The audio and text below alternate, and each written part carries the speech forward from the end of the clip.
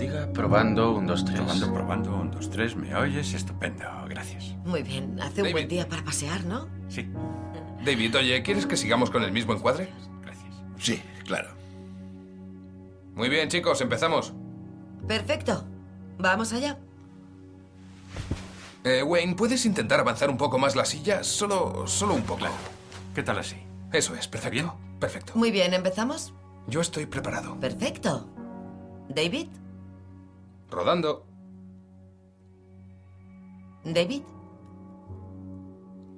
¿Por qué no lo retomamos desde cuando Wayne empezaba a hablar del cambio? Creo que podríamos seguir a partir de ahí. A mí me parece bien. Muy bien, ese cambio, ese movimiento desde la ambición hasta el sentido, del amanecer hasta el atardecer de la vida, normalmente va precedido de lo que llamamos un salto cuántico. Puede sonar extraño utilizar este término, pero el salto cuántico se refiere a las características de lo que sucede al experimentar lo que Maslow denominó experiencia cumbre. La primera de las 4 características es que es muy intensa. La segunda característica de estos saltos cuánticos es que son una sorpresa. La tercera característica de los saltos cuánticos es que son benevolentes. Siempre sientan bien. La cuarta y última característica es que son perdurables. Es decir, no es algo que entre, salga y luego desaparezca. Al contrario, perduran para siempre. Por ejemplo, yo dejé de beber hace ya 21 años... y no podía ni imaginarme que iba a poder porque siempre me tomaba 2 o 3 cervezas al día desde hacía, no sé, 15 o 20 años. No recuerdo un día en que no lo hiciera. Pero en un momento dado supe que tenía que cambiar. Fue a las 4:05 de la madrugada. Puedo recordar el reloj cambiando la hora. Me desperté y en la habitación había como una especie de brisa, algo que no había experimentado antes. Olía a rosas. De eso hace ahora 21 años, pero puedo deciros exactamente lo que colgaba del perchero, en el armario, al lado del espejo. Sigo recordándolo todo como si hubiera sucedido esta madrugada. La intensidad del momento es algo que nunca podré olvidar. Recuerdo perfectamente lo sorprendido que estaba por lo que acababa de pasarme. Era casi como si una especie de fuerza me hubiera conquistado y estaba boquiabierto ante ella.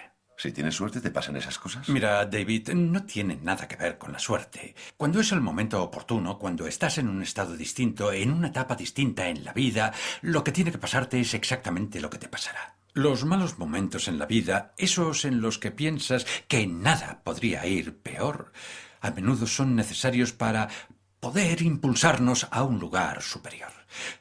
Te pondré un ejemplo.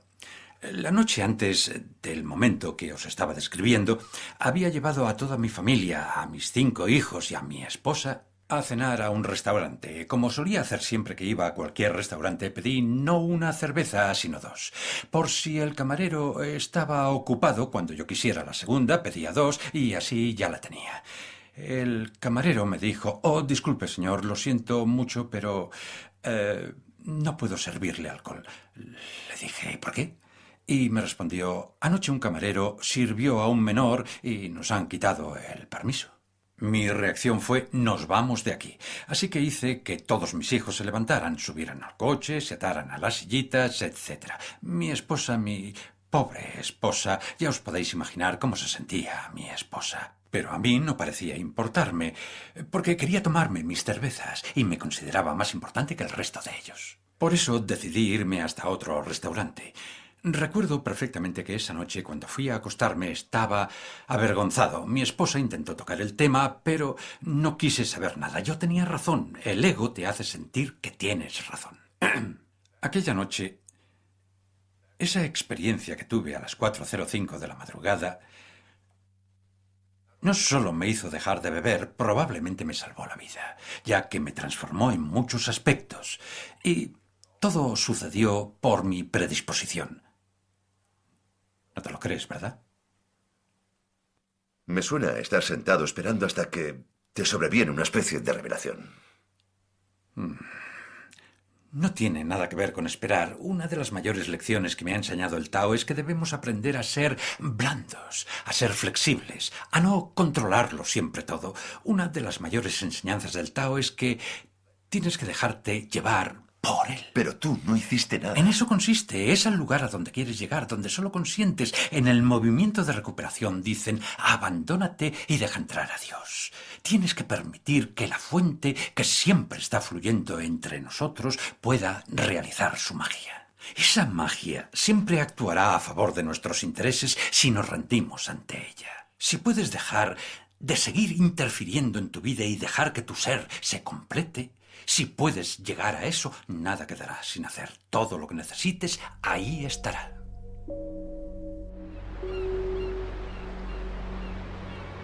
Es un misterio para la mayoría de nosotros porque creemos que tenemos que hacerlo todo. ¿No es curioso que durante los 9 primeros meses tuviéramos todo lo necesario? ¿Por qué no podría pasar lo mismo en los 90 años siguientes? Porque interferimos. Cuando tenía 19 años, era soldado raso de la Marina de los Estados Unidos y me destinaron a un portaaviones de los Estados Unidos, uno muy grande, se llamaba Ranger. Ese portaaviones estaba de servicio en Yokosuka, Japón. Así que embarqué en el buque de los Estados Unidos Vega, en Alameda, California. Justo cuando iba a subir al buque para hacer un viaje de 29 días por el Océano Pacífico, mi tío Bill Bollick, que por aquel entonces era maestro en California, decidió regalarme un libro. El libro en cuestión era una selección de cuentos de León Tolstoy, quien no solo escribió grandes novelas y cuentos, sino también grandes obras espirituales. Se le consideraba el alma de Rusia. El primer cuento de la selección se llamaba La muerte de Iván Ilich. Iván Ilich era un juez que vivía en Moscú. Uno de los rasgos más característicos de este cuento es la relación que tiene con su esposa, a quien él no soportaba porque despreciaba su trabajo.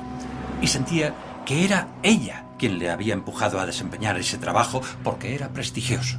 Iván está rabioso y enojado por lo que ha hecho. El título es delatador, ya que sabemos que Iván Ilich se va a morir. Iván Ilich yace en su lecho de muerte y su esposa le da la mano. Es la misma mujer a quien él ha despreciado durante toda la vida. La mira a los ojos y sus últimas palabras son: ¿y si toda mi vida ha sido un error? Y luego muere. Este cuento me conmocionó muchísimo. Así que cogí un trozo de papel y me escribí una nota a mí mismo. Puse: querido Wayne, no te mueras con la música dentro de ti. Y así he vivido el resto de mi vida. Cuando mueras, regresarás a esa fuente y estarás en ese espacio de amor. Pero el Tao dice que no es necesario morir para llegar hasta allí. Se puede morir el ego y vivir en ese espacio de amor perfecto mientras sigues aquí. Esa intensidad, sorpresa, benevolencia y perdurabilidad que definen el salto cuántico que nos guía hasta el cambio, nos indica claramente que volvemos a la fuente. Empiezas a vivir según el Tao y te reconectas con el sentimiento de intención. La palabra entusiasmo proviene del griego enteus y iasmos y significa que lleva un Dios dentro. Cuando sientes pasión, cuando sientes entusiasmo por algo de tu interior, es Dios quien te está hablando y te está diciendo: no llegues al final de tu vida teniendo que decir lo que dijo Iván Ilich. ¿Y si toda mi vida ha sido un error? No se me ocurre peor tragedia.